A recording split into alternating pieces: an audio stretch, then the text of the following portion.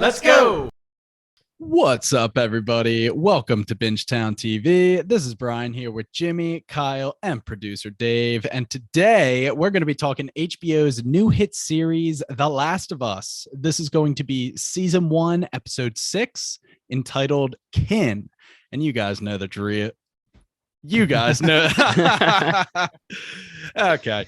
You guys know the drill. Before we get into it, I do want to reroute you over to bingetowntv.com. That's going to contain our full catalog of coverage. We cover The Last of Us, obviously. We are currently covering season 1 of Yellow Jackets in anticipation for season 2, which is right around the corner.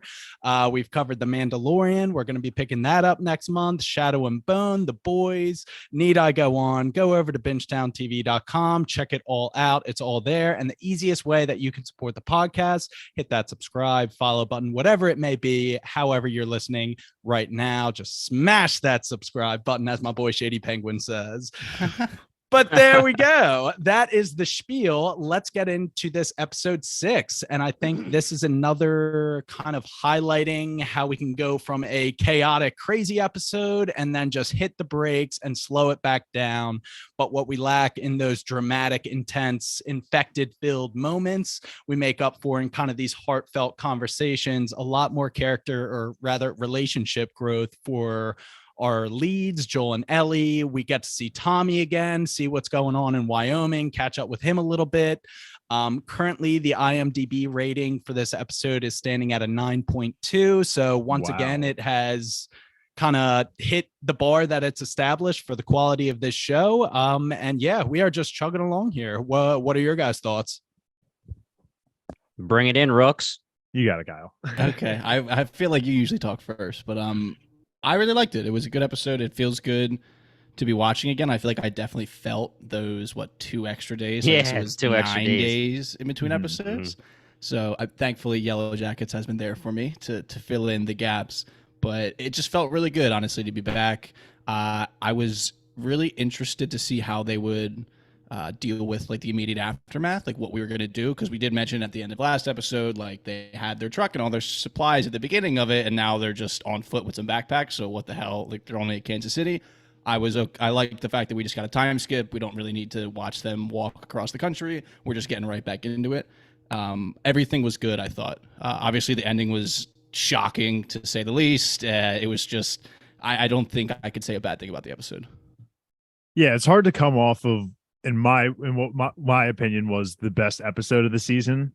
And it was a shock to see that we went ahead to 3 months later. I thought that was a pleasant surprise. I actually really liked that.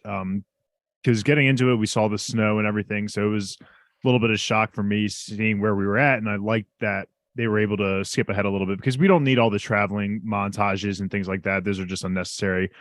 A little bit of a slower episode, as both you guys have said, but overall, very solid episode. It was great seeing Tommy back, and Ellie just continues to just be so hilarious and so funny. Tommy looks great. He really does. Yeah, he does. And Joel says it too. He's fantastic. you didn't age, bro. He looks so good.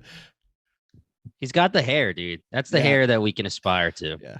Confident mustache too. He's rocking the shit out of it. It just needs to be gray, and then Kyle will be all in on the Tommy look. Yeah, he's not there yet. He's no Perry, but he's getting close.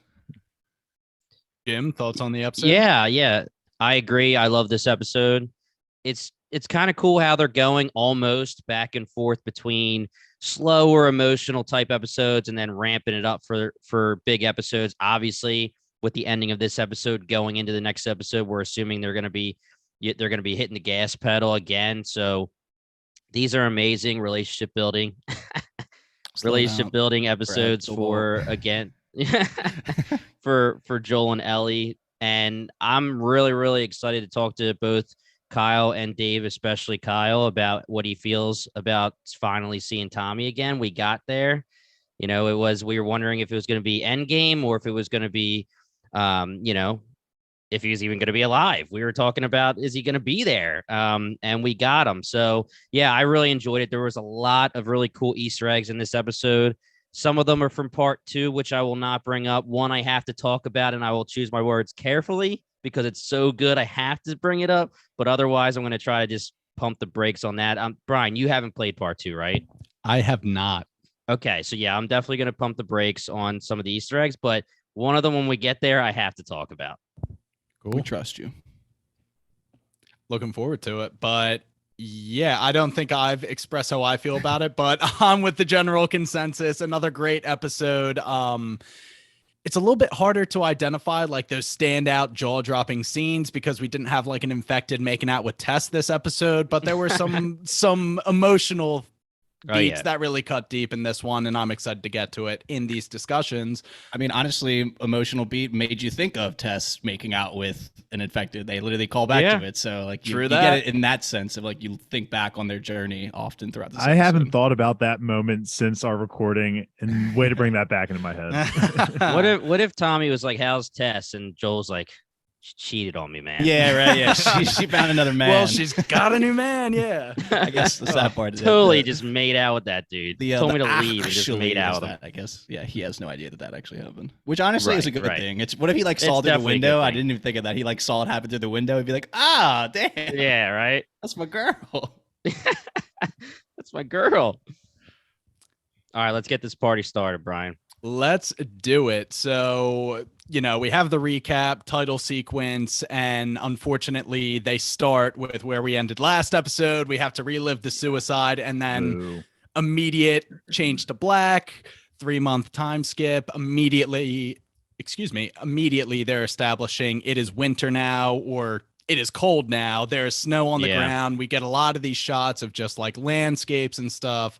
And we start off this episode meeting kind of this elderly couple in whatever state they're in at the moment, presumably Wyoming, just an older couple that has made it through the outbreak, and they're just chilling. Honestly, these two were characters. Yeah, they were great comedic relief right at the start. And I like how the guy kind of navigates the scene, talks with Joel, can probably feel out that he's not like a cold-blooded killer and is just trying to level with him. But he had like this great amount of condescending to him. I don't know. They were just a great element to the episode. And they are really pushing home this river of death narrative. If you keep going west, you're going to die. The best way west is to just turn around and head east. I loved it. It was so cool to think about. Like, he has the line where he says, we moved here before you were even born, to Joel, which is really funny. So, like, honestly, for them, it feels like not much has changed. They really moved out there to not meet people. They probably haven't seen someone in a very long time. So they are truly just kicking it.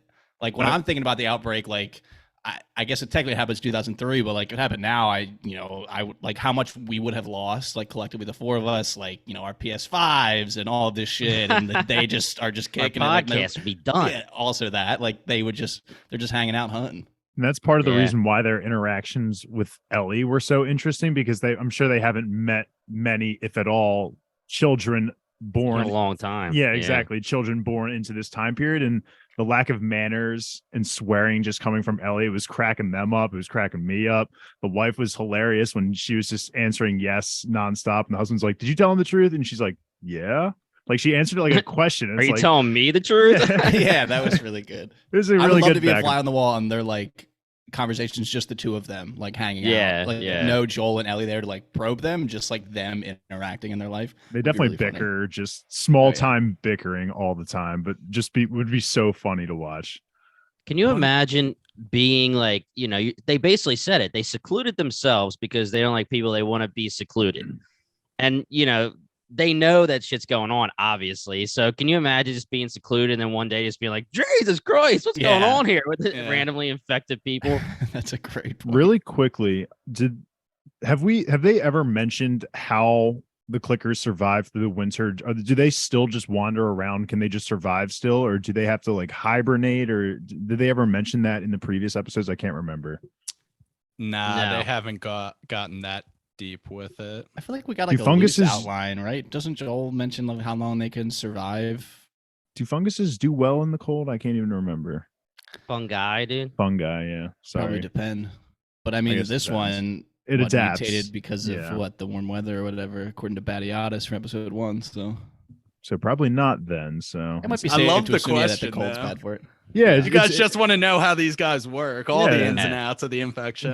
I was just wondering if we'll ever get to that, if they explain how they survive it during these periods of cold. Maybe it explains also the lack of clickers and infected in this episode potentially. That's why Ellie's Well- immune, because she's cold blooded. Her body She's temperature cold-blooded, is yeah. lower Yeah. than normal. Nailed it. So it can't. Yeah, it can't Ice survive in cold. there. Yeah, I mean it's very similar, Dave, to what they said with Bill and Frank, where they were pretty much secluded, where there wasn't too many infected, and they said, "Oh yeah, a couple stragglers here and there." Can you imagine being really secluded in Wyoming to the point where there's really not going to be people? Like Tommy had said, some stragglers and some colonies from the cities, but really, I could pop some heads, dude. I could do that from a half mile out. So. Yeah. That's my Yeah, I mom's guess what retirement the plan. lack of people equals lack of infected. Yeah, Yeah, I my guess mom you're wants right. to move to Montana and just be not around people. So I guess that's good for me, thinking that A, they'll be safe, and then B, I can just head out there.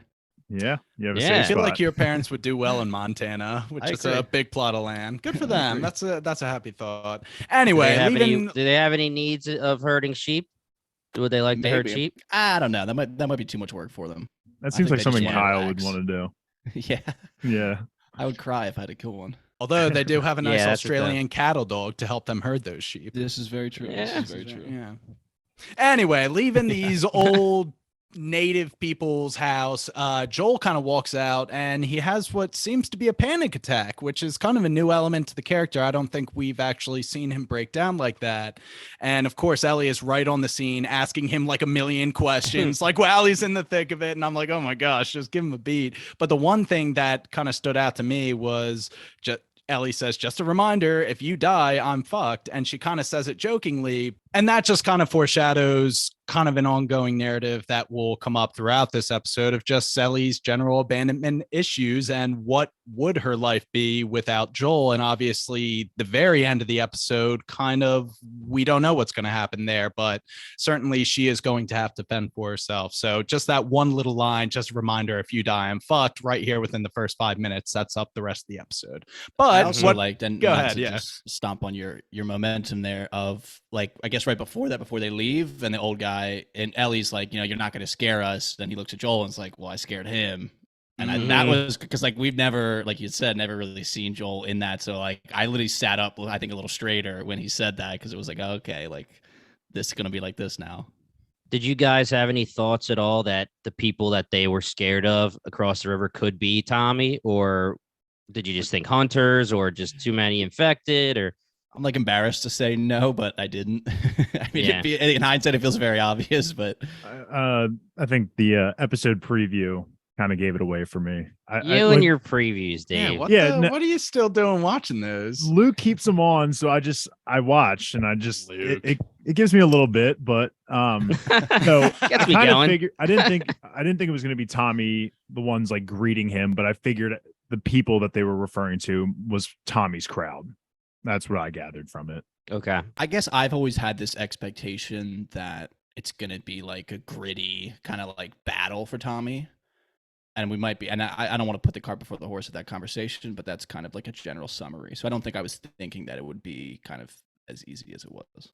Right. So you thought Tommy could have been like almost like a hostage, or Some kind of danger, I guess it felt Yeah, like. It was, something we're where going out he there was- to save Tommy.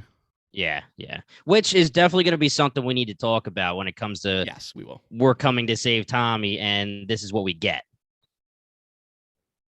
Anyway, moving on, Dave, you referenced how you like that we just fast forwarded to where we are now. We didn't get travel montages. However, in this episode, we got quite a few travel montages, the first of which is right here.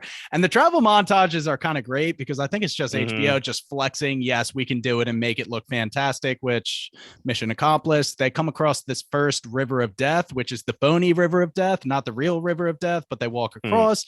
And then we get this scene where they make camp for the night. They look up and we can see the northern lights, which I had no clue. You can actually see them from some parts of the United States. I did not know that was a thing. That's awesome. Yeah, that was I wonder sweet. too, and this is like, I don't know if this is correct or not, but I feel like, I guess obviously in that part of the US, there's already not a ton of light pollution, but I guess after 20 plus years of society falling, like I'm sure that the sky is probably sick almost anywhere in the US at this point. but Yeah, that's especially so true. at that point.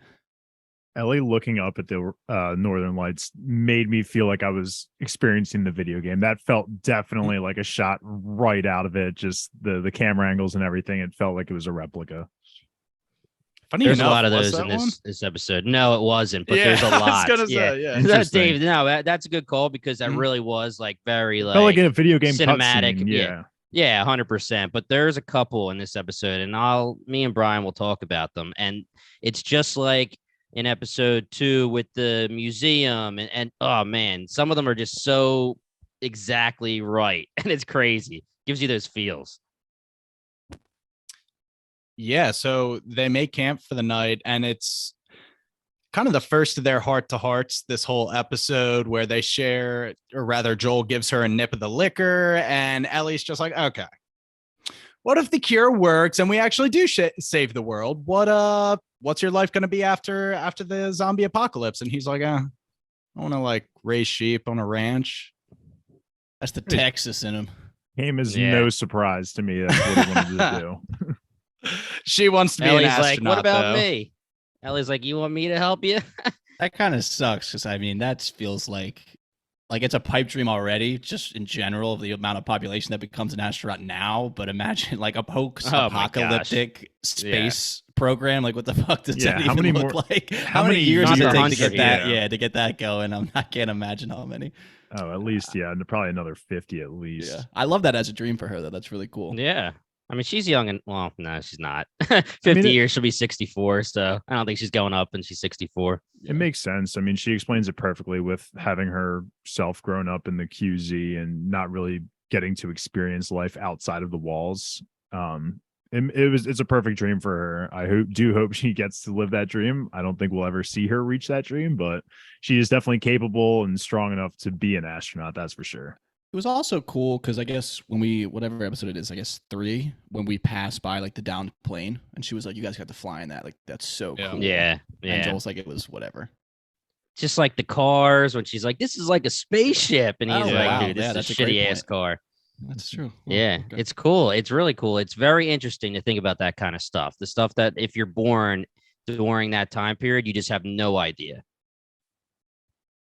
Even the whole, and we're going to get to it, during all the travel montage, talking about what's fourth down and how does football was work. great. And, Oh, yeah, that yeah, was it's great. just kills me. It's crazy. She probably gets to watch a movie for the first time in her life this episode. And she doesn't even Yeah. care for it at all. She seems a little interested. She was distracted. She was watching it, kind of. Anyway, All right. yeah.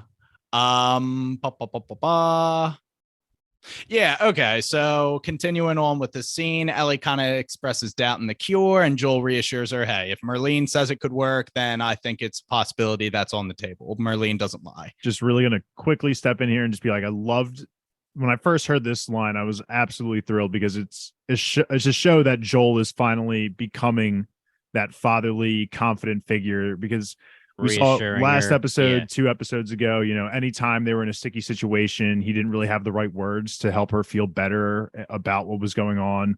There was only like a select few times that he maybe pulled that off, but here he had the confidence to be like, yo, we're going to get a cure for this. And I'm sure even he himself doesn't even believe that fully, but the fact that he says it to her to just reassure it just shows how far he's come. Probably up until episode 5-ish, maybe part of 4, he would be exactly like he was when him and Tess were talking about it, when he's like, this is a freaking pipe dream. This is nothing. It's not going to happen. Right. So definitely I agree with you, Dave. A lot of character growth there for our boy Joel. And even the situation where Ellie talks about the fact that she used her blood to try to save Henry, or I'm sorry. Oh my Sam. gosh. Sam. Wow. I'm a piece of shit. No. Trying to save Sam. There could have been a part of Joel however many months ago in their journey or weeks or whatever, where he could have been like, you didn't tell me that he was infected. You sat there with him for 8 hours. I was You think expecting you're it. stupid. Yeah, like you're a stupid little kid who wants to put your blood on him and you think that's going to work. But instead, he was like, oh, he didn't say anything mean. He just said, it's a little bit more complicated than that and moved on. He's definitely growing. He's learning how to be a girl dad again. Yeah, right. So, And well, he is learning to girl dad. Ellie is learning how to be kind of a reliable companion, someone who can competently have his back, which is evidence T falls asleep when he says, "Oh, I'll take the first and the second watch." And she, instead of waking him up and says, "Hey, I want to sleep some more. Can you get the second watch?" She just picks up the gun and gets second watch. And obviously, if she woke him up, he'd be like, "No, I got it." But she's like, "Nah, this is me. I got this." I thought this was a great scene. They're both just, this relationship is working, and it's really starting to come to fruition this episode. The only thing she can't really do is still shoot a gun. Yeah, well, this is her first rifle. Yeah. Give her some Yeah. slack, man. No, Cut but her she some did she covered all the sixes. She got the high ground. So kudos to her. She's definitely a fast learner. And we've said that multiple times on the podcast, but it's cool just seeing her take this next level of like leadership almost. Yeah, I had a huge smile on my face when she's like, "I guess I'm a natural, bro." Like, Yeah, right? it's just like, yeah, let's go. I mean, this goes back to the theme, and Brian already alluded to it, and we're going to get to it through the rest of this episode, where you can tell that she's getting to the point where she's like, this journey's kind of ending, and that probably means me and Joel are dunzo, you know.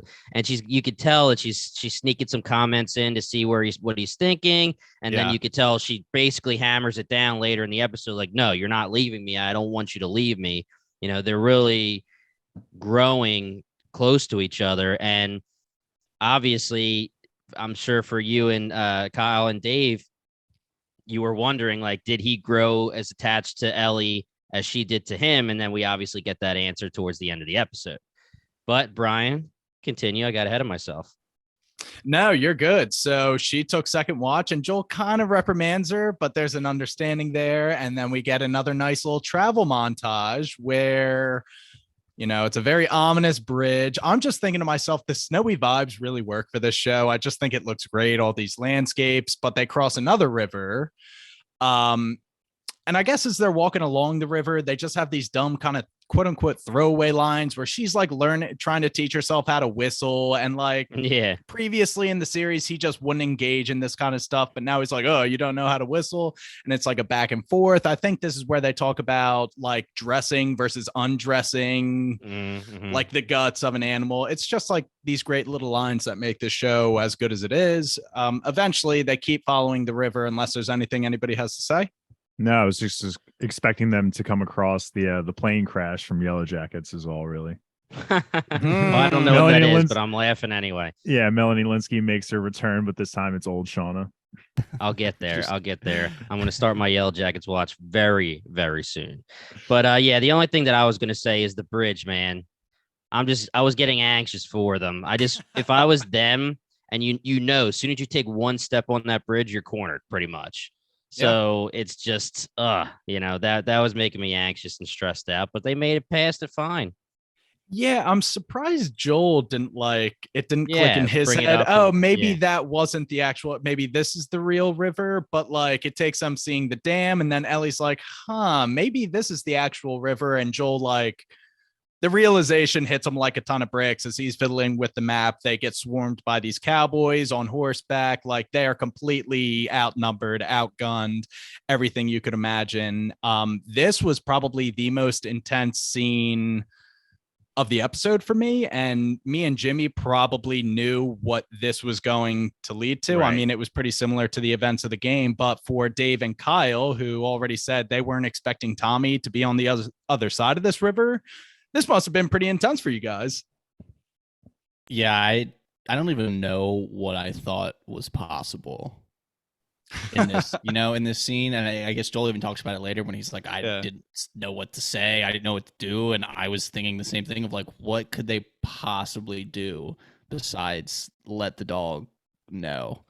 I don't know if that has like greater implications for anything of like what is going on with her like internally, of whether like her body, it's been so long since she was infected that it's like now like metabolizing the infection versus it just like being stuck. Like we've seen the stuff like in her arm.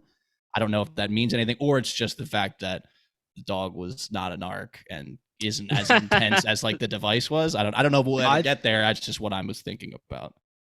I was thinking more of that it's probably just not as a reliable form as just a regular, device that's, purposely meant to find the disease. Whereas a dog, like you man. said, could have got distracted with Ellie's personality, Dogs things are like that. incredible. You ever seen videos That of is- like I mean, no, people who you're have right. like allergies and they like will put a food and like they purposely like do as much as they can No, to like, you're like, absolutely the right. smallest little bit of food in some like huge bag and the dogs know immediately. So Yeah, and I mean, speaking of know. the sheep herding and everything, dogs when they come to herding are pretty damn smart. But no, Yeah. I'm with you. But I still think the device just overall would probably just be the most trustworthy thing. I didn't really want to think too much of it, but I had those same kind of questions running through my head. I thought it was a cool dynamic that even having that come up where, you know, this dog's going to smell you. And if you're infected, he's going to tear your ass up. And I knew what was going to happen.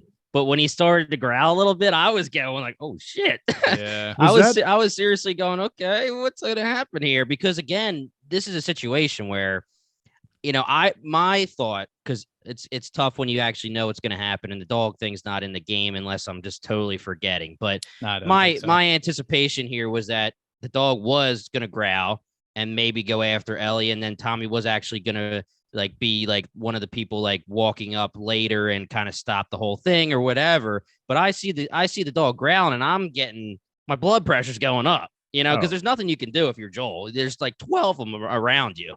yeah, She's and done. it's, I mean, like the ultimate trump card, I guess, is like the immunity thing, but like that's like you can't Yeah, and how are play you that. gonna- Like I was like, Exactly. literally, I was thinking, yeah, like is he gonna say something about it? Like, are they gonna rat herself out right here, and then we'll see what the fallout of that is? No, it was a very well done scene. The whole Yeah. thing with the immunity card is that to prove the immunity, you have to show the bite marks. And once people see the bite marks, they've said it a million times, they're going to shoot Right. on sight and Yeah. not ask questions because it is such a unique situation.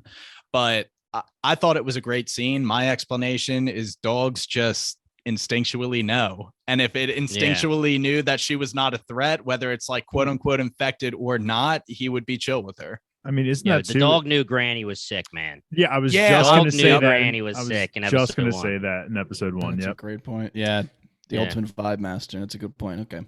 Yeah. I like it's good show planning that they brought the dog element back up 5 episodes later and established it in the pilot because like Jimmy said, that really wasn't a thing they used in the video games, but I think it really Mhm. worked in the shows. So after she passes the vibe check, they're like, okay, you just bought yourself 10 seconds. Why are you here? He's like, hey, I'm just passing through looking for my brother. Our girl Rutina Wesley of True Blood fame. Nobody was Oh, on that okay. pitch town. Yeah, Kyle. no, I thought don't know maybe it. you would know that because Darlene and Nah. Kelly strike me as True Blood people. Oh, they were But- fans. I don't know anything except for Suki. Yeah, Rutina Wesley, and actually her character's mother was Indra on. Oh shit. Yeah, Cool. that was Wow. an Yeah. awesome pitch down to go through those characters. But Wow. Rutina Wesley just played a badass in True Blood. I love her casting as Maria here. It really worked. But she kind of assumes the lead and it's like, okay, you're looking for Tommy. Let's go reunite you guys, which takes us to their commune. And it gets name dropped later as Jackson, Wyoming. Really Yeah, cool. and this is exactly where the first part they cross over into the scary river, the death river. They get surrounded, but right before they get surrounded, right before Ellie says, oh man, is this actually the bad river? You see the dam, and that is like straight from the video game. And it's like when you're Yep. playing the video game, you're like, man, this is gonna be a sweet level to play because you know you're gonna be walking around and killing people in there and doing your thing. But also they walk right into this Jackson community, and it is 100% a mirror of the video game. So it was just like brought to life, the video game, and it was really, really cool to see. That's cool. Do you think, and I guess this is probably a question that's just getting shouted to the void, but do you think that they based it off the video game? Like the video game level off of the actual, because I feel like they talked in the behind the episodes that it was like an actual town that like they had to like Oh, I ask didn't see the behind the businesses to, like, episode, if they so- could film in there, like the paddle, the fucking whatever the area is with all the sheep and everything and the stables, like they built that on like a parking lot in the middle of the town. Oh, So, really? Okay. Okay. Yeah. Yeah. Well, I don't know where they got the inspiration for the game, but all I know is that they just perfectly mirrored it into the show. That's It awesome. could must have be that felt they had so good. inspiration. Yeah, it was super cool. I wonder how long, like how many years did they ever mention how many years that played, like how the restoration of Jackson had been going on for? Because that seemed like Well, as good of a civilization as you're going to get. Maria said that they established the settlement with a handful of people about 7 years ago. I Okay. think mhm. she mentioned they got the dam and electricity working not long after, but they said it was a gated Right. community already. And then they just extended out from there and just accepted people in. Oh my God, Jackson, Wyoming. 10 years from there, they're going to be sending rockets to the moon, baby. At that rate. So I just want to say here, and I'm going to bring it up right in the beginning of this part, just so that there's no allusion to where in the rest of this episode I'm bringing up the Easter egg for part 2. But there is a situation that comes up in part 2, and I'm choosing my words carefully. There's a situation in part 2 that they talk about part 1, but it's not in part 1. But the person, Neil Druckmann, who created the game and now is the showrunner for the show, used his skills to actually include this in part 1, so that when you say in part 2, hey, you remember when in part 1, it actually happens in the show. Instead, in the game, in part 1 of the game, it didn't happen. So it was amazing to see. I'm not going to say anything else, but everyone who knows part 2 is going is fist pumping when they saw it. So that's it. That's all I'm going to say. I think the internet might have exploded for me. Okay. Yeah, I'm feel like sure it's a they did huge because deal, it but exploded. Yeah, it yeah, it just is exploded what it for the is. internet. That's cool. And correct me if I'm wrong, Jimmy. A lot of these scenes in The Last of Us Part 1, the video game, did occur in the setting of the hydroelectric dam, less involved in the settlement. Right. Gotcha. Mhm. Honestly, it seems like a positive change. Yeah. Yeah. I kind of read why they made that narrative change, and it's going to make sense for a lot of reasons, I think, as the show progresses. But yeah, so now we have a couple scenes. The initial, them going to the mess hall. Ellie gets her first proper meal potentially of her entire life. She's like, damn shit, this stuff is good. But yeah, very awkward vibes at the table. Joel has to reprimand Ellie for cursing, and then Tommy says, hey, me and Maria are married, and Ellie has to be like, Joel, you're supposed to be polite and say congrats, dude. Very begrudgingly prized that out of him. But what are you guys thinking of this scene? And then they go on the tour. Just awkward, like you said. I mean, it's funny from our perspective of like watching Ellie and Joel kind of like bicker at each other a little bit and like nudging for like certain different things. But yeah, just awkward. And I mean, honestly, I feel like you get a bad vibe from Maria in this. That was going to be my comment. Absolutely, is that Maria was rubbing me the wrong way pretty much the whole episode, to be honest. She's still, even at the end of it, I don't like, if Tommy had went with Joel to the university, or sorry, if Tommy had went with Ellie to the university, I think she would have lost her shit on Joel. Yeah. And freaked out at Tommy. So she definitely rubs me the wrong way, but definitely an awkward experience. I mean, this ties into what we were theorizing in like episodes 3 and 4 of the podcast when we were saying like, is there going to be some tension between Tommy? And it seems like the culmination of everything that's happened over the years from their separation is definitely playing a factor into it. Now that Joel has Ellie and, Tommy's now married to someone else, and that, he even brought it up with, she's kind of the reason why he stopped keeping in touch with him in the first place. But all that tension's kind of leading to this awkwardness right here. And then in the second meeting with Tommy and Joel is when they kind of let it all out. And that's when we get the real tension going. I felt better about Maria then. I feel like this initial encounter, I was like, what is her deal? I was you get the info and I was like, okay, I'm not that I really like her, I guess, as a character, but I understand everything about her. I'm just obviously riding Team Joel till the day I die. The fact that Tommy has the information that Ellie's immune worried me because of Maria. Like, I don't know what she's going to be scheming with that knowledge.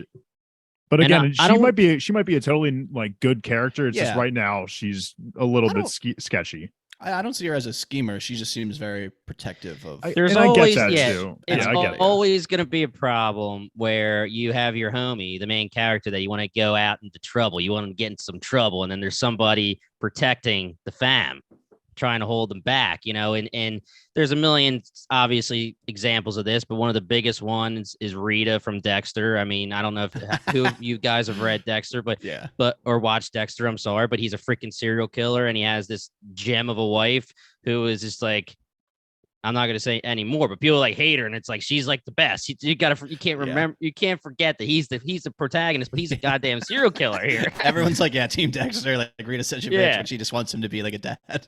Right, exactly. So, but yeah, I don't want to gloss over this initial meeting when you first see Tommy, because amazing acting with Gabriel Luna and Pedro Pascal. Meeting together, you see the emotion in Pedro's face and Joel's face when he finally gets to Tommy, and there's like the realization, like, oh man, he's just freaking standing there helping some guy build something. He's not in trouble. He actually says like, oh, I came to save you, man. I want to know what you guys thought, Kyle and Dave. I think that once we get into the town, it's probably like, all right, your expectations are going to be a little bit different because you open up the town door, you see the Jackson community. It's not dangerous looking or anything. So I'm assuming you guys assume that he's just going to be a member of the town. But the fact that we were discussing for 5 episodes, like you said, Kyle, I mean, is he going to be a hostage? Is he going to be like on the wrong side of the Fireflies? Is Joel going to have to kick some ass? And really, it's just, hey man, what's up? How you doing? How you been? Missed you. I liked it a lot. Only because I would say that very recently, this is the thing of, we've been doing the podcast for 3 years now, and obviously we've been watching television and movies and stuff forever, and I feel like I'm now being more like self-aware of like when something is actually bad versus something like I don't like it because of my own expectations that I had, and it's really not fair to say that it's bad because of the way I was expecting things to happen. And I liked this because I, like I said, was expecting it to be like some knockdown, drag out fight, like we got to save Tommy, but he's just like raising sheep and like fixing houses in fucking Jackson, Wyoming. He's got a wife. I'm like, okay, I really like it. Honestly, it's nice because Tommy, like I had said, I guess in the first episode, just seems like a nice guy. He's a little, maybe he's not like an idiot, but he's kind of like not a hopeless romantic. He's just out there being Tommy, and it's nice that he kind of carved out this life for himself when I was expecting just complete mayhem and chaos. Yeah, when we get introduced to like how Tommy's been communicating and how that communication has lost base, it does make it seem like it was like some kind of invasion or some kind of threat was going on. But I think it's a nice change of pace because everything up until this point has already gone to shit. Like the original drop off Ellie, like Joel shouldn't have even been with her this long. It should have been an episode. What was that, like 2 or 3, when they were supposed to meet up with the troops, and 2. That went all wrong. And then everything with Henry and Sam, and then getting to Kansas City and everything. It's it's nice knowing that we can, I guess, catch a break here with characters, because I'm still riding the high of last episode where I'm like, I'm not trying to attach myself to anyone anymore. Right. So it is riding nice. The lows, man. Yeah, it is nice getting riding the highs. I guess, riding the highs. It wouldn't be away from it. But you're good. There's no highs coming. It was a great episode. Riding the lows. What you mean. Riding the lows, yeah. Riding those lows, dude. But it was Jimmy, a very emotional reconnection between the two. The line that you quoted is it perfectly sums everything up, where he's like, I came here to save you, and it just kind of is like, hits you. It's like, oh, this is like really funny and like not ironic, but it's just like, I'm here to save you, but in reality Joel's the one that actually is the most fucked up. Like Tommy's just absolutely feet up kicking it. Well, this is perfect because honestly, this situation is mayhem for Joel in his own head. He's getting there thinking like he would much rather just like plain clear cut, you know what, here's my mission. I have to go get Tommy, get the hell out, get Ellie there, and I'm not worrying about anything else. And now he's like, dude, my brother, he has a wife, he has some kid, he's gonna have a kid, he's having this nice life. He basically seems like he's judging me for the shit we did in the past. I don't really need to save him anymore. I don't have a brother that needs saving. Oh my God, my head's exploding. That is such a good point. Joel is ready for like a physical battle for Tommy. He is not ready for like an emotional like conversation and fight in that sense of like winning his brother back in a way. So that's a great way to think about it. Yeah. Dude, he's in such a good emotional state right now. He's so ready for these conversations. Yeah, right. If we And he know obviously anything he has about- the toolkit to deal with it too. Yeah, if we know anything about Yeah. him, he loves talking to people He's about like, his "Panic attacks." feelings and just talk this out as Joel. long as it takes.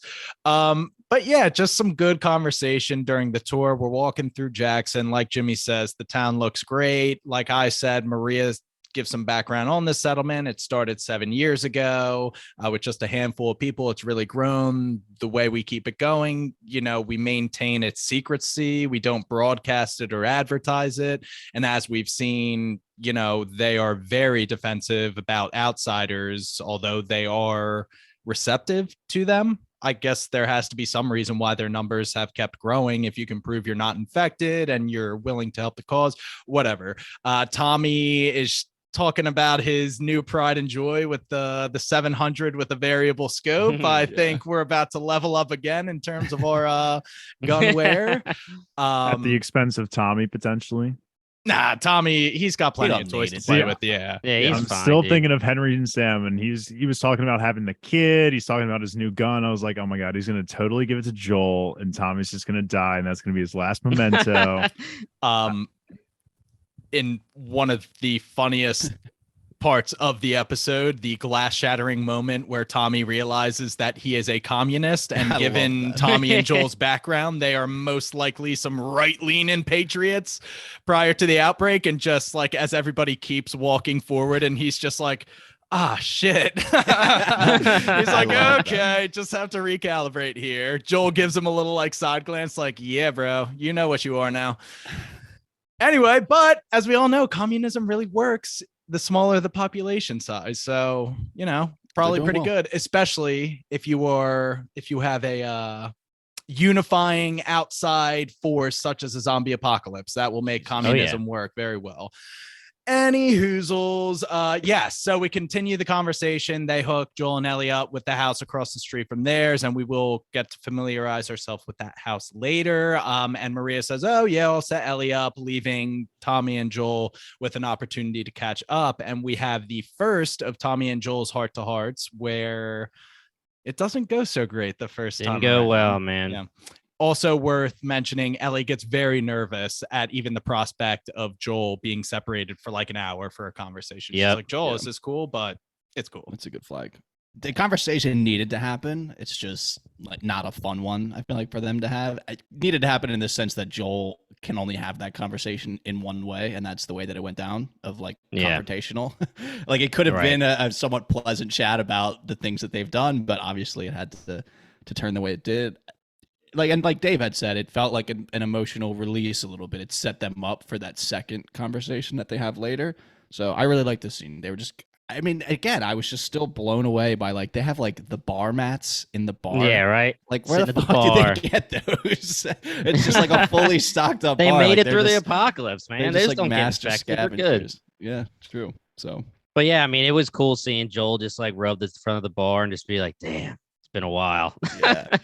I'm gonna be And honest also- though. go I ahead, think I was just gonna say the only thing I think Joel was kind of the asshole here. Am I wrong for saying that? Yeah, In Tommy this was totally conversation. in this conversation, not the okay, third, so- not the third one that they have. So I just want to, I don't know if this is a hot take, but for me, I honestly think that Joel deserves to be mad at Tommy if Tommy straight up just stopped talking to him through the radio when they had an agreement that if Tommy stops talking, it's danger, danger, danger. I mean, I totally agree that Joel should have, and we know he can't really, but should have been more pleasant when he finds out he's going to have a kid, be like, dude, oh my gosh, like all that kind of stuff, and not cause the confrontation, but it'd still be like, hey man, like, I mean, geez, you kind of sandbagged me, bro. Like you're living the dream in this community. You could have at least said it on the, I know you're not supposed to say it on the radio, and that's like rule number one probably, but you gotta like, you can't just radio silence me and expect me not to come and try to save you. And then when I get here, be like, hey man, what's up? How you been? Glad you didn't die on the way. Like, Yeah, I just agree. think it's, I yeah. agree. I Just just 'cause I think Tommy is someone who, like, he felt, I think, guilty about it. I don't think it was like a completely remorseful thing. I just don't know if Joel like picked up as well on that. I mean, kinda I think felt he did bad too, about it. but at the same time, it's like if I'm Tommy, I would feel so remorseful because you literally are basically telling your brother, you're first of all, true. you make this town shows up in your life, and now you're living a happily ever after, and you're making your brother think you're dead. And also that means like you're not telling your brother like this town exists to bring him to safety. There's just a lot of moving parts to this that kind of makes it like, yo, you're not doing that great for your boy, Tommy. But again, Joel could have gone about having that conversation a different way. Like Joel could have totally won that argument and made himself look better. Hey, I'm glad you're having a kid, blah, blah, blah. Like Yeah, that's hug a him great out point. and be like, but man, come on, dude. Like I thought you were dying. I thought you were dead. I thought I was Yeah. coming to save Yeah. you for real. I made the joke, but His you know, you're response sitting here- to Tommy is so funny though. But Tommy's like, I hope I'll be a good dad. And he's like, well, Yeah, I he's like, guess we'll we'll see. find out. Or Yeah. It's like, holy shit, man. Oh god. yeah, I mean, I will say honestly, I think I agree with you. He was probably quote unquote winning the confrontation, maybe up until that point where it was like, Right. okay, like that should have been almost like a watershed. Like he's safe, my brother's safe, like he's building a Right, life for right. himself. He's going to be a father. Like all kind of ended well. While he's just Joel still doesn't have that step in him. I mean, also, and it's not. It's again going back to the whole Ellie says this as well. Like it's not Ellie's fault. It's not Tommy's fault that Tess got infected. Tess and Joel decided to take the job, and they wanted the battery for Tommy though. Yep. You know, there could have been something there where Joel was, you know, when he says, how's Tess? He's like, well, you know, dude, we were coming to freaking save you and she got infected and she's dead.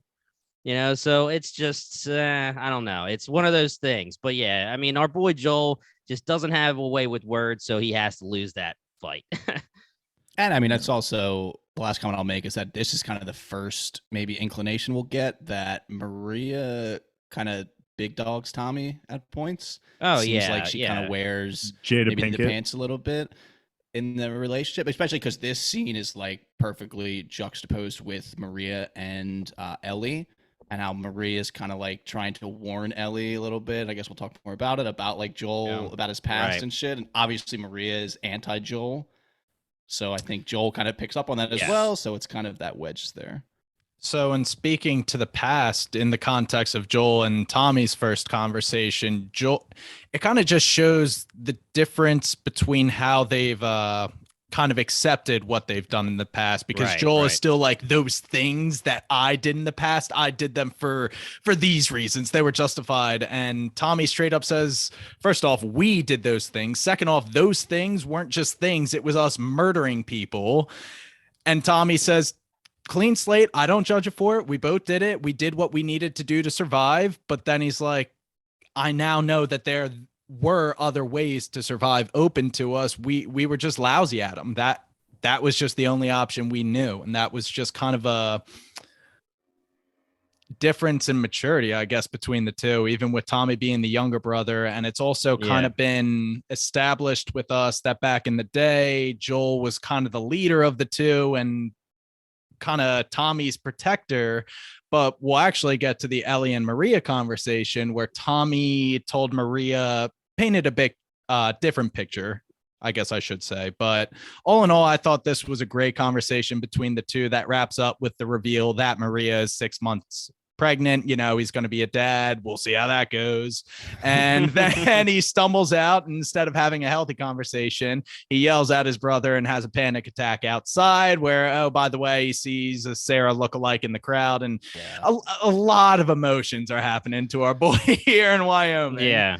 That was wild because Yeah. it's a Sarah lookalike, and then who has a kid, and it's like, oh my Yeah. god, because he's, I mean, up there. in Because age at this Sarah point. would have a kid. Yeah, Sarah probably, would if be- she I mean, chose well, to. Hopefully not. This is perfect. Well, yeah, hopefully not forgot to again, say 'cause like we this. said. Yeah, Tommy, my boy, nice Which- guy, but what are you doing knocking somebody up? I guess they have this level of security here in this town, and they feel comfortable. But I don't know. It still rubs me the wrong way. People impregnating. Well, that's just others like- during this. Yeah, I mean, that's like what he said when he goes, I'm terrified. That's like the normal, like, I'm going to be a dad. I'm terrified for what's going to happen to my kid and how I'm going to be a father. But really, it's like, yo, Tommy, you're terrified times 500,000 because all of that plus you're bringing a child into a zombie apocalypse where all it has to do is this town get overrun and it's going to shit for your family. But I don't know, I can't judge. I don't know what I would do in a zombie apocalypse except get infected and then bite you guys. Yeah, secret. Fucking snake. Although now that I'm saying you guys it are out joining me, you're my homies. and We'll all be bloaters. we've been yelling about people doing it. I feel like, I guess that's technically one way to fight back of like you get to a safe settlement and then you have to have kids, because if you don't, then Right, everyone just repopulate. dies. Yeah. and then they win, I guess, they being the infected. I Also, guess. how many Whatever. condoms are going to be left? Probably not many. You know? Probably, yeah, those things are all expired. If Unless anything, fucking Yeah. Coach Ben Scott's around. Yeah, just whips out a handful. He's always good for a handful of condoms. Who's that? That is too. Oh, it's a Yellow Jacket. Catch up, Jimmy. Ah. Good Yeah, lord, you dude. wouldn't get it. What? You wouldn't get it. Yeah, you wouldn't get it. For one Puff second, sig. I honestly thought it was going to be like something from your guys' high school that you're talking about on the podcast. and I someone was like, just what the hell's packs- going on here? Yeah, Which would You- still you go have- straight over your head. Yeah, you have a coach from high Oh, school that that's just hand you guys condoms left and right. Yeah. Nah, we're not snitches like that. All right. So I guess we didn't even say Tommy's mic drop moment is just because life stopped for you doesn't mean it has to stop for me. And Joel's like, "Grr, bah, bah, bah, Right. bah, bah, bah, I'm out of here. And has the panic attack, et cetera, et cetera. And that brings us to Ellie just checking out the new digs. She took a shower and she goes into the bedroom and sees a nice note saying, "I'm across the street, come find me," whatever, has some fresh clothes and the Diva Cup, the menstrual solution, which I do not understand the plight of being a woman and having to deal with this every month, but having to deal with that in a zombie apocalypse, I'm sure this was a fucking godsend to Ellie. Yeah. Having just a solution to that, one less thing to worry about. Bless up to Maria. And I think we had a pretty rough introduction to Maria. And I think this interaction with Ellie went a long way to showing her more tender side, showing that she is the type that would help this kind of troubled, youthful girl. I don't know, just showing that maternal side to her. It almost brought back shades of what Tess was trying to do with Ellie way back in episode 2, where she kind of had this motherly figure. And I thought they were kind of vibing for a little bit there. But what are you guys thinking of Maria and this whole interaction? I think coming off the Joel and Tommy interaction, it was perfect because, at this point I'm kind of thinking a little negative of Maria, holding Tommy back, all this stuff, but their conversation kind of gives me the perspective that, when Joel, especially when Tommy's saying all this we stuff and we did these things and Joel views it as that started making me think, okay, Tommy has definitely told his wife about this guy, Joel. And that's kind of explains why when she hears his name, when they first meet at the horses and everything, she's like, okay, I know who this guy is. But when Tommy describes those events as we and Joel did this, me and Joel did that, to her mind, this guy's dangerous. And Yeah. then she's also meeting Ellie, who herself is a little bit more on the aggressive side, doesn't really have those manners. And so I guess we're definitely, me personally, just being a little closed-minded, just following the story of our main characters. But when you do view them as an outsider, like Maria's position, I can understand why she would be this combative, I guess, towards both of them, and really like kind of looking at Tommy the wrong way because, okay, if he's back, does this mean your past is going to come back? Like, are you going to become the old person that you were in those years ago when you thought you were doing all those bad things? So I think the perspective of their conversation helps Maria for me here because, again, she still was a little aggressive towards Ellie, but all the reasons I just explained kind of held her back a little bit for me. It's very Ellie mature of Dave. reacted. Ellie reacted, I think, exactly the way I wanted her to. Yep. Yeah, I like, agree. not letting Maria strong arm her into thinking negatively about Joel. And B-Toms, to your comment that you had made of saying that Tommy, I guess, had like painted a certain picture towards Maria, I feel like it's Maria, like, I don't want to say, I mean, I will say, I guess, jumping to conclusions a little bit. Like maybe having met Tommy, never having met Joel, it's easy to paint this caricature of Joel and being like, Tommy's this nice guy. Like he obviously was just like following what Joel was doing and Filling in Joel- the blanks for herself. Yeah, Yeah. exactly. Yeah. And I feel like the reality is it's probably obviously Tommy was involved. I mean, Tommy is also like So- a Desert Storm veteran. He was in the military. He is capable of these things. Joel said in the pilot or episode 2, whatever, Tommy fell in with the wrong crowd. I followed him to Boston just to have his Yeah. back. Maria true. says Wow. here the exact opposite, that, oh, Tommy was just following Joel. I want to know, rookies, what do you believe to be the truth? Because I don't think there is an in-between. I don't think both of them fell in with the wrong crowd. I think there was one and the other followed because they're brothers. Tommy seems much more of like would shack up with people to do things, and maybe I could see Tommy. And we know the one thing that Joel said about Tommy, and I don't think Joel would really lie about Tommy. He has no incentive to. Is that Right. Tommy's like looking for a cause? I could totally see Tommy like jumping on some type of bandwagon, and then Joel being like, "Okay, well, fuck, I gotta obviously protect Tommy because he's known to do these things." And then as they do that, shit turns south, and they were forced to do some things. I wouldn't say, it doesn't feel like it's anyone's really fault, but I feel like Maria has the wrong idea. Mhm. Sure. Yeah. And I think you're 100% right here, Kyle, when you come to the conclusion that you're glad Ellie reacted that way, because she reacted the right way. Because you guys already said it. Maria is painting a picture of her husband, the father of her child. And I don't Yeah. blame She her. wants him to be the hero of the story. And she's saying, well, Joel made Tommy do this, and Tommy's, he's always been a follower. He had to follow Joel. And it's like, bro, he's an adult. If you don't agree with it, then don't freaking do it. And I do think that there is something to be said about the fact that Tommy is not agreeable with Maria in this situation. Like he says, we did this, Joel. We did. It's Maria choosing. And Dave, I like what you said too, because as someone not just like riding with the homies, it makes sense. Like she is gonna be a mother. She's married to Tommy. They have this nice little town that's protected. There was probably 100% something running through her mind when she heard the name Joel, like maybe we should get rid of him. Yeah. Because it's only going to be trouble. And again, I already brought this up. Nobody likes the person trying to protect our homies from doing what we want to see them do. Yeah. I mean, nobody liked Chi-Chi telling Gohan to do his studies and not freaking fight Cell, man. I mean, I'll she never wasn't a bad forgive her. person, but she I'll never forgive she her wasn't for a bad adult person, Gohan. but right. He's too busy doing his studies instead of fighting Cell, man. I mean, come on, but she wasn't bad. I mean, Dave, we got the Kamehameha shirt on.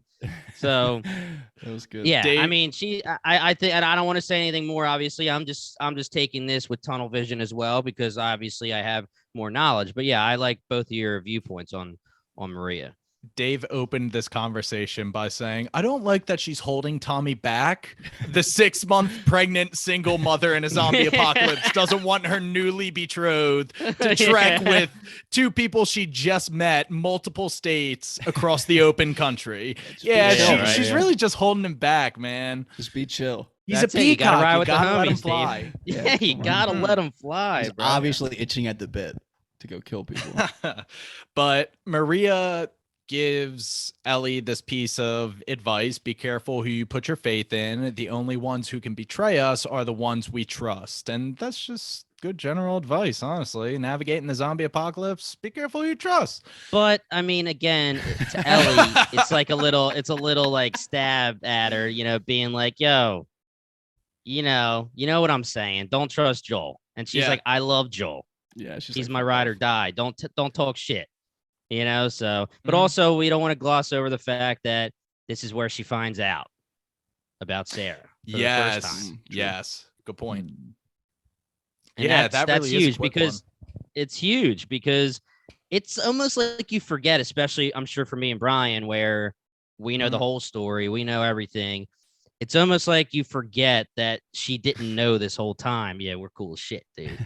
We play video games, we freaking know it. But yeah, I mean, you almost sit there and assume that she's known Joel's whole story. I mean, something as big as Sarah that hasn't been brought up, and we have talked about the fact that Joel keeps saying no past talk, no past talk. But I mean, they've been homies for a while, and she had no idea he had a daughter.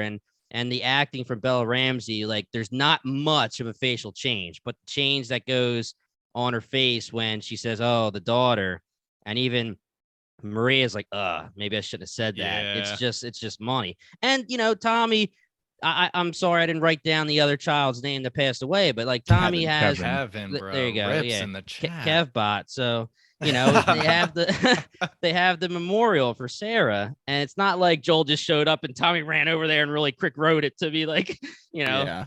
I mean, Tommy's a good guy, Tommy was there.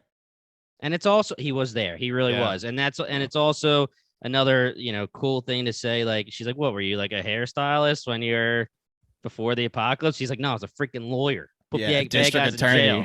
Yeah, right. Which makes it all the more impressive how Ellie navigated that conversation. Went toe to toe with a freaking trained DA. Come on now. And she says too, she's like, "You would make a good lawyer." Yeah. I really like this interaction. It seems like our rooks weren't digging Maria 100%, but I don't know. I really liked her cameo personally, and she doesn't get very fleshed out or highlighted in the video game. So I'm not coming in with like I love Maria from the video games. Fucking fight me, bro. I just really liked it. This point, Dave was right by saying where we're coming at it from. She's anti-Joel, so we're slightly anti-her. Yeah, Yes. yeah. How it is. In the video game, at this point, she is just very, very surface level NPC anti-Joel, just because I'm protecting Tommy. That's it. There's nothing more. And the fact that they added that depth to her character, props to them. And with that, Maria takes Ellie to the movies, which we kind of have a few clips there. The movie that they're playing, coincidentally, is The Goodbye Girl, which is from the 70s. There's a lot of kids in the audience. Apparently, it's not really a child-oriented film. It's kind of more of an adult premise. But the general plot line of it is a struggling single mother and her preteen daughter have to move in with a struggling Broadway actor. So it's kind of the actor develops a relationship with the girl, etc. It's not 100%, but there's kind of the same elements there as our story here with Joel and Ellie. That's just kind of a tip of the cap to them putting these little Easter eggs in. And then we have heartfelt conversation number 2 with Tommy and Joel, where Joel's just like fucking with his boots in the workshop, and Tommy comes in and apologizes, and Joel doesn't even bat an eyelash to the apology and goes right back to business about the trip to Colorado. What is this, a suicide mission? What are my actual chances here? What do you guys think of this second conversation? Because the intensity is kind of a little bit behind us. I want to almost go on a limit. This might be one of my favorite scenes of the series so far. I really like this. This was amazing to watch. It was nice. A lot of emotion being shown. Yeah, Joel kind of just like get that release, to use that term again that Dave kind of began us using earlier. It just was really good to watch. The acting was fucking phenomenal too. It was just everything about it was so good. It's Joel finally kind of admitting things out loud. I love how Tommy just kind of pulls up a seat and just says, like, from the beginning, like, it's just like that brotherly kind of acceptance of like, all right, just like lay it all on me, just give me everything and then we'll figure everything out. It was just like a really, really, really nice moment.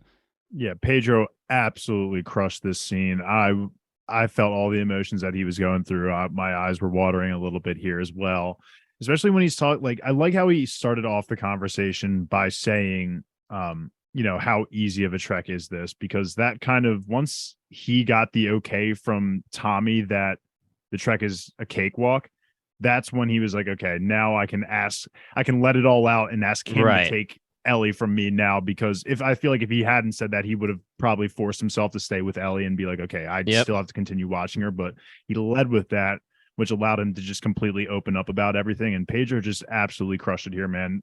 Kyle, I think you're right. I wouldn't say it's my favorite scene so far of the season, of the series so far, but it's definitely up there. It was just so well done by Pedro here, and I was definitely in my feels while watching this scene. I agree. Brian, let me ask you a question as a side note on the same topic, but a little bit of a sidebar here. What are your thoughts as a game player where we're getting this storyline where Joel's trying to say he's a little fragile and they're actually showing us that he's fragile? Are you okay with that?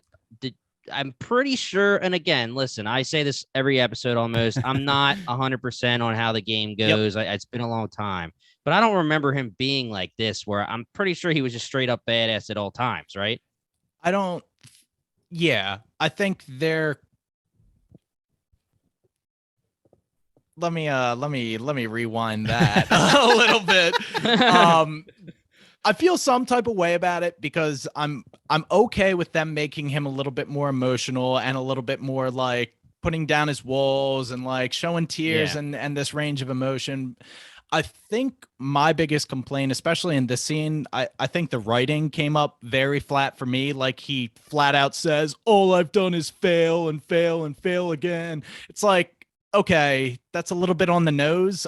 Us as an audience should have already come to that realization that that is his trauma. He's already breaking down to his brother. Like, don't make him say, all I do is fail, fail, fail these people. Like it just seemed a little bit lazy to me. The acting for what it was fantastic. It's just the words coming out of his mouth were so on the nose. It was almost comical to me.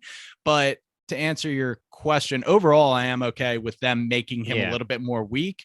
I would imagine that's the minority of the fan base. It seemed like in the previous episodes when they diverged and made him a little bit quote unquote weaker, the fan base was like, no, we want him to be the badass. But for the purposes of the show, it makes us kind of relate to him a little bit more. It makes us empathize with him a little bit more. It makes us, you know, go through the gauntlet of emotions with him a little bit more. So I think it really works for the show. Probably was necessary for the show. Yeah, but the writing in this scene in particular, thumbs down for me. I thought it was lame.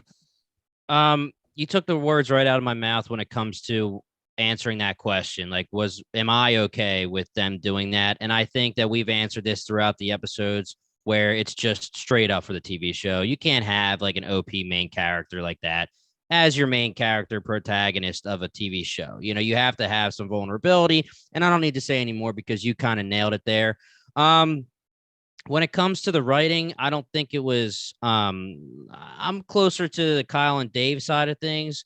I think that it is because we're game players that we have more knowledge and we don't, again, need them to tell us to our face. It's not to bring up the Dexter analogy again, but like, you know, there's always, it comes to certain things where people were like, Dexter's narrating in his mind. It's like he would just like tell us exactly what he's thinking. It's like, we know, dude, we're watching the show. You don't have to tell us. There's certain things like that. But I mean, the acting saved the entire thing. Like, I think that it was amazing. I don't think it was my favorite scene, but I think it was definitely top of the series for me. So I just think that at first I was like, they're making him kind of fragile, but it makes sense. Like, they literally say what they say he's 56 or something, right? That's the age they say. I mean, they name drop it, and it's funny because in name drop, age drop, but they say in the game that he's older, and I guess you can infer how old he is, but they never say how old. And it was always like this thing in the fandom, like, how old can he be? Like, how old, you know, because he's OP, he's a badass, he's a freaking killer. How old can this guy be? And then the fact that they say it, and they've been making Pedro Pascal, you know, Joel in the show start to look more and more like aged and, you know, weathered. So, I mean, I think it's good for the TV show to do it that way. Why was it ever covered why they couldn't do it together? Like, so so that was my other thing. I would say, and I don't remember which one of you brought it up, Dave or Kyle, but the joke was, if you make Tommy go, Maria will freaking kill you. Why wouldn't you go to be Tommy's 6? Like, I was expecting Joel to say, can you come with me? Not, can you do it for me? Yeah. That was kind of what it is in the game, though. When you arrive, Joel also wants to hand off the mission to Tommy for kind of the same reasons, right? I think, honestly, I really do think they just wanted to do the thing where it's like, I mean, okay, listen, we're going to get to it. And the part where he has this whole throwdown with Ellie and he's like, you're not my daughter, get the hell out of my face. Like, that's in the game, and that's amazing. That one might be my favorite of the episode, that scene. And it's kind of word for word from the game. That does happen. But I think they really now. I mean, yeah, okay. I just think that they really wanted to hammer down the point that, like, I'm not coming. And then, oh wait, I do really care about Ellie. I am coming. Because if he does the whole I'll come with you, that whole thing never happens. They can't do that for the TV show. I think Alki was saying the same exact thing while we were watching. He's like, what was the purpose of that whole thing? And it's just like, it's to show how weak Joel is at, where he's at in his mind. He's at the point you're right, Jamie. I totally was expecting him to at least ask Tommy to come with him, not just hand the whole thing off to Tommy in the first place. But it makes sense, I guess, because when he goes into that failure speech, he himself already knows he could crack at any moment. And the weaker he gets, that puts Ellie more at risk. And so that plays back into the fear of, wanting to even go with her, because he doesn't want to have to watch again that's the Sarah incident all over again. He doesn't want to have to watch that happen. So I guess he just feels like a liability himself. Yeah, exactly. That's and what of course Ellie had to hear all of that, and I get it. She is definitely so attached to Joel that she is very dependent on him. So the speech should have, at least in my mind, hit Joel right there when Ellie is talking about how much he means to her. I think he should have just kind of sucked it up and just been like, okay, let's go. I don't think we needed the whole extra night for him to sleep on it, but I think still I'm with you, Jimmy, that this was a phenomenal scene still at the end of the day. I think Ellie crushed it here as well with her emotions, and it'll be interesting to see. I lost my train of thought, but go ahead, B. Thomas. Yeah, I think this is the best time to bring up the difference between the game. Tommy and Joel have this discussion that I think Ellie overhears in the game. She finds out that Tommy's going to be taking over the mission. She steals a horse and then rides off on her own. And it's kind of like another mission where you and Tommy have to like give chase to her. You kind of like fight some more raiders trying to save her because she like goes to this separate ranch, and then this conversation with Joel and Ellie happens at this ranch away from the Jackson, Wyoming settlement after Ellie tried to run away. So that's kind of how the progression happens in the video game. The timelines don't exactly make it work so seamlessly in the show, but I think they do it well enough. But yeah, this Joel and Ellie conversation, like Jimmy said, they plucked it right out of the dang game. Again, like they've been doing. The room, even in their like new apartment, looks great. We start the scene with Ellie reading this teenage girl's diary from 2003. She's like, is this really all they had to worry about? Like skirts, how to match their outfits. And it's just like one of those things that puts it all into perspective. And then she's like, so what? What are you even doing here? You just going to ditch me, dude? It was good. It was explosive. I think they were like both sides of this argument were fantastic. This has been like bubbling up since they met. Honestly, it's just like, listen, bro, do you care about me or not? I have abandonment issues. You can't just keep fucking playing with me like this. Are you in? Shit or get off the pot, in the words of Barney Stinson. It's like, figure it out, bro.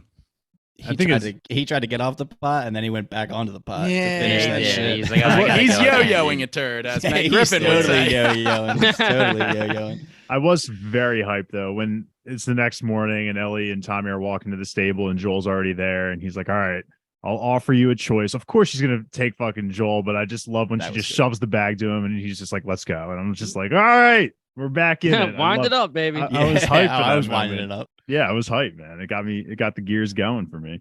I think Joel has a knack for putting his foot in his mouth at kind of the worst moments, but like when Ellie's with a calm manner, it's like, listen, I'm not your daughter, but I've lost people too. Mm-hmm. And he's like, you have no idea what loss is. Like, how could he possibly go to this 14-year-old who 100% does understand what loss is more than most 100-year-old people do? Yep. I think that was the point of the scene, that Joel was very much in the wrong for a lot of it, and it gets resolved quickly. But that's just Joel being Joel. Yeah, that was a tough line. Hated that line. But he makes up for it, I think, when he's like, I was gonna sneak out of here and whatever. And he's like, but that was about 30 minutes ago.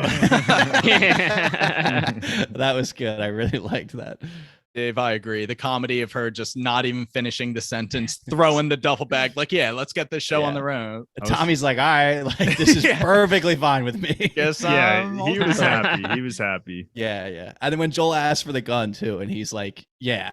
And then Joel like explains why he wants the gun, and he's like, Joel, I already said yes. Yeah. That was really good too. I love he uses the term borrow the gun too, not can I have the gun, which is great. Good brotherly moment. I love seeing brothers interact on the screen, and if they can pull it off, and just kind of the brothers don't show emotions like conversationally. They already had their heart to heart, and now they're just like wearing it on the sleeve. Here, you can take my gun. Adios, big brother. What? I will be honest. This felt very final to me.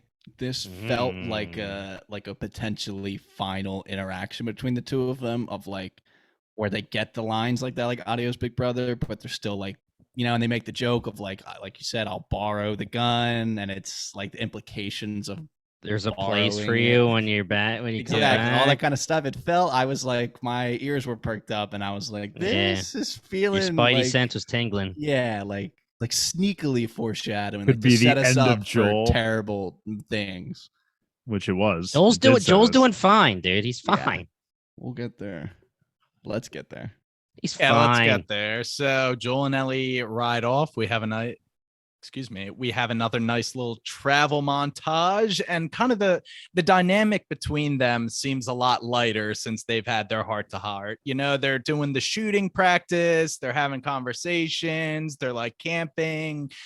This is where they have like, he's explaining football to her, like for me.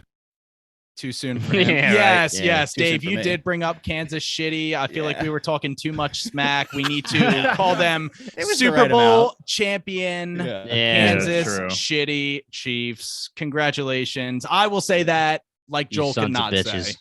Yeah. Congrats. Right.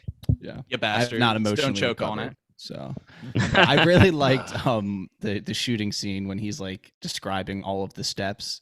And she was like, Jesus, are you going to impregnate it or shoot it or whatever? Right. I think I literally laughed out loud. I think that was the funniest line of the whole fucking episode. She's just fucking fantastic. I can't imagine anyone who was maybe shaky about her in the beginning getting to this episode and watching it and not being like, she's it. Yeah, I completely agree with you on that. Amazing. Yep. Yeah. So good. Right.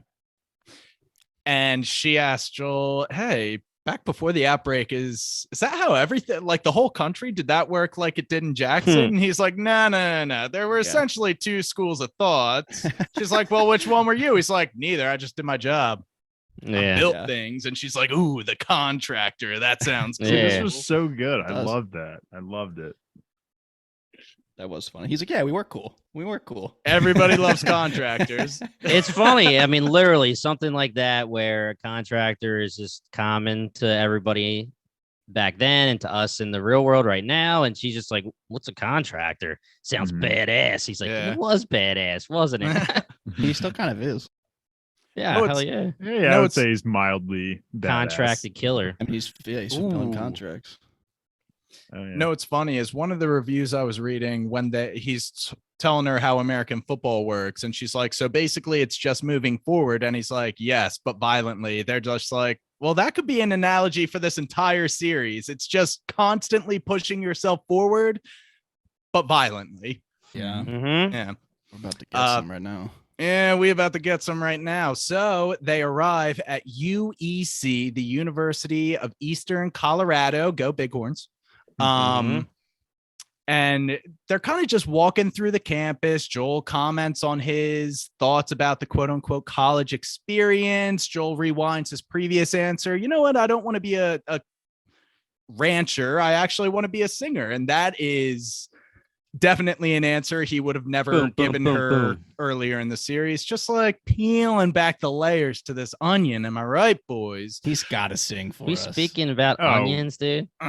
He better be fucking singing. He better be singing by the end of the season. That has to happen. I know that Pedro would definitely be down to do a singing scene. So if they want to give us one, he would be into it. So I really hope we get one.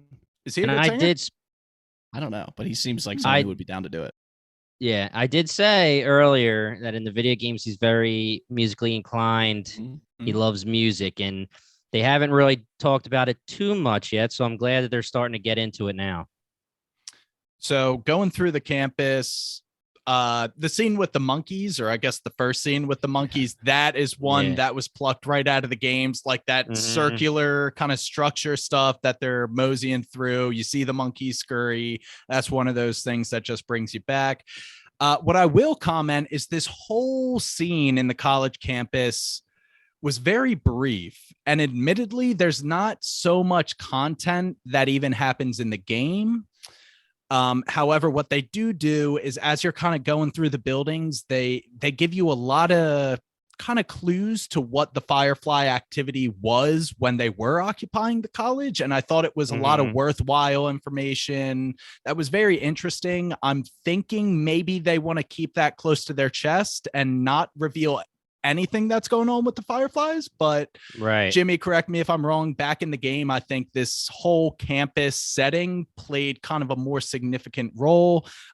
It was definitely multiple hours of gameplay, as I recall, working your way through this, but it obviously only took about 10 minutes of screen time, which I was a little disappointed with. But to be fair, they did cover everything they needed to cover. To be fair, Yeah, I mean, picture how they were inferring, like, oh, they're packing up. This is a list of things to pack up. Here's the map. This is where they're going.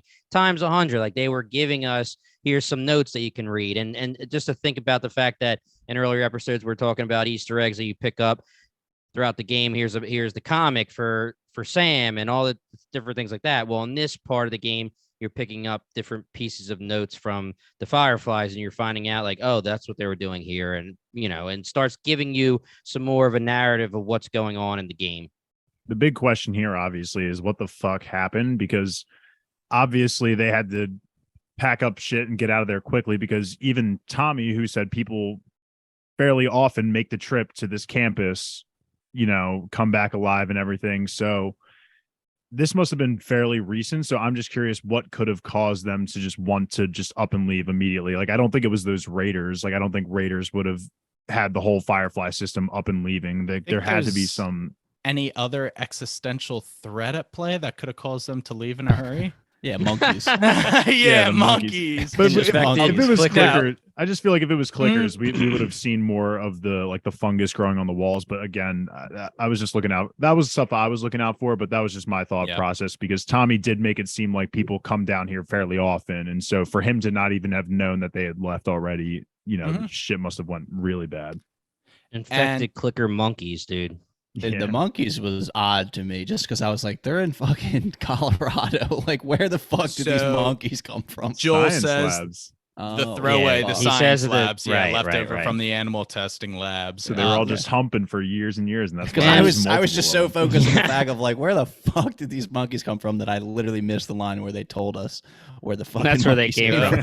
Yeah, whatever. So, like Jimmy says, they come across this packing list. If you didn't pause it, at the top it says Colorado to Salt Lake City. They hear a loud bang upstairs, go to investigate. Surprise, it's just more monkeys. At least it ain't clickers.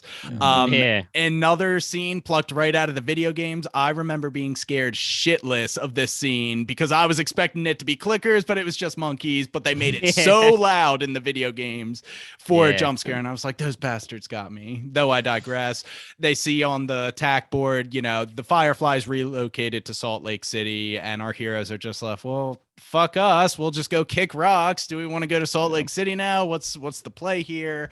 They don't get too much time to be able to hash it out because they see movement outside. It's a couple raiders. They try and sneak out the back while Joel is hitching up the horse. One of the raiders gets the jump on him. He's able to take care of business, but at the cost of being gravely injured by the splinter baseball bat. And they just narrowly escape on horseback. So I went through a decent bit. Take it away, guys. Just pure disappointment. Yeah, I almost don't even know what to say. Do you mean disappointment, like, in what way? No, it wasn't like, all right, it wasn't totally disappointing, but it's just like we had so many threats at this point, and Joel has done fine to come out unscathed, and it's going to be the one random raider that gets the best of him and stabs him. In Joel's defense, I will say that he was not expecting the bat to splinter in that way. If the bat stayed intact, the raider wouldn't have been able to do anything. He would have just grabbed him like normal, choked him out, and then snapped his neck. The fact that the bat splintered perfectly turned it into straight up a knife. So when Joel pulled him in, boom, he gets stabbed. And I love how it was the typical, yeah, he's dead. And then you look down, it's like, oh, shit. And again, it really does lean back into the whole he's more fragile thing. It's another like, is it his ear or whatever? Like the Raider almost got the jump on him. He pretty much got the jump on him. Ellie again had his back, had his 6 and saved him, and just enough time for him to be able to move out of the way. But I would feel like our homie Joel would know to be looking and not let the Raider get that close. But I feel like they set us up for it though. yeah, something had to go wrong, of course. Like they but- literally, he was literally crying, saying like, "I'm not the guy I used to be." Like something. Could Yeah, well, that's happen. what I mean. Yeah. Exactly. Oh, okay. Yeah. Yeah. Yeah, that's what I meant when I was saying it was leaning into the fragile thing. Oh, Yeah. okay. Yeah. Yeah. So, I wasn't like I just- shocked. I was just okay. That's a lie. I was shocked that it happened, but like it's not like incredibly, crazy that he would get hurt in that way. My issue was that like, why the fuck did he pull it out? Yeah, that's Yeah. he was grabbing at it. I'm like, dude, do Like, dude, not just pull that leave out. it the Yeah, fuck don't in pull there, right? that Yeah. out. And then he pulls it out, and of course the blood starts going, and it's like, okay, this is what we wanted to avoid by leaving it in there. But I have no idea how they're gonna get out of this. The only thing I can think of is maybe Maria or Tommy, for whatever reason, was following them. And then they saw the events of what went down, and then they're just gonna get on the horse, go back to town, and try and get some medical attention. I just can't. It's 5 days. I can't imagine this is the Yeah. end of Tommy. Like my video game knowledge is that vague to the point where I could totally, I guess, see that Joel dies here, but I don't. Just again, based off like the covers that I'm picturing of the Last of Us video game, there's no way, but there's also a way, I guess. Hey I man, don't know. they're covering the full game in season 1. We're pretty Yeah. close to And- the end of the game. Joel could die. And this is and that's what I'm saying. And like to go off what Kyle was saying with his goodbye to Tommy, he's like, this could be it, like in terms of the Yeah. goodbye for one of them. And I guess I wouldn't have not expected it to be Joel's goodbye. I thought it would have been more so goodbye to Tommy, and then maybe Tommy picks up the mission from Joel. But my mind was racing. I of course had 1,000 questions, like I'm asking kind of like right now, and just running my head through everything that I was experiencing. But I couldn't believe it. And when he falls off the horse and Ellie's just sitting over him, like, what do It's we? Khal Drogo, man. Yeah, I need you. I can't Okay, do well. this without you. It's Khal Drogo got scratched and went down like a little, like a little baby. It was because hey, man, of the witch, hey, man, man. in a zombie Yeah, true. apocalypse, man, stabbed in the gut. I mean, I feel like it's got to be game over. But Dude, almost like real Dave, life don't lie stab to in the me. gut is game over. oh yeah, Dave, look me in the eyes through this Zoom call right now. Don't freaking lie to me. I'm not gonna curse here, but did you watch the preview for the next episode? I You did, son and of a bitch. he's not in it. He's not in the What? preview. So that's why I'm having all these thoughts. Is like it's definitely the previews getting to me, because I was Well, the episode ended and I was like, okay, if we're gonna watch the preview, of course what I'm looking out for is Joel, and he's not in it. So Yeah. I mean, it definitely has a lot to do with what the actual episode is going to be. Yeah, Just and I to mean, not obviously- say too much about what the next episode's going to be. yeah, I it'll be a just- I don't recovery. know. It'll There's, be a like, recovery episode for Joel. There is no shot that I feel like that's how he goes out.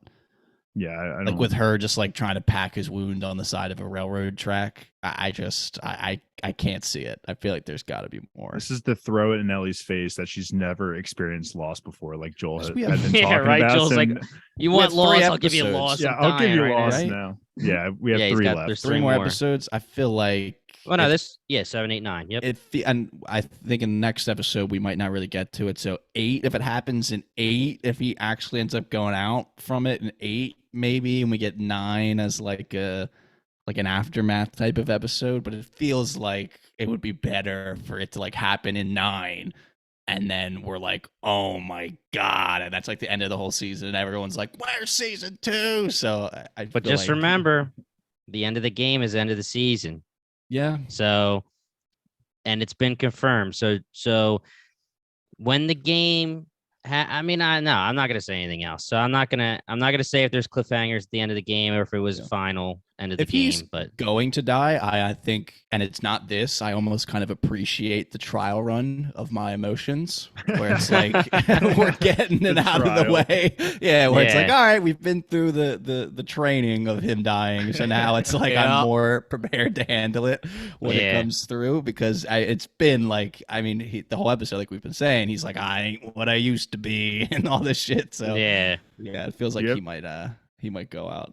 Do you have any theories, Kyle, on how they're going to get out of this one? I just have no fucking clue. It's got to be and I'm Maria. really I think thinking- it's got to can be only think, Maria, like trailing that them, would be thinking, like stalking them, just being like, I got to find out what Joel's intentions really are, because they weren't obviously Fine, telling thanks. her anything in the town. So maybe she was following, saw everything. That's the only possible thing I can think of. But she's carrying a child, dude. 5 days. again, travel. yeah, you're right. How she far is did they carrying a child. go? It Like, is a week's travel. Well, I'm sorry, I 5. meant like Well, from they the, did it in 5, but I meant Tommy from said like 7 yet.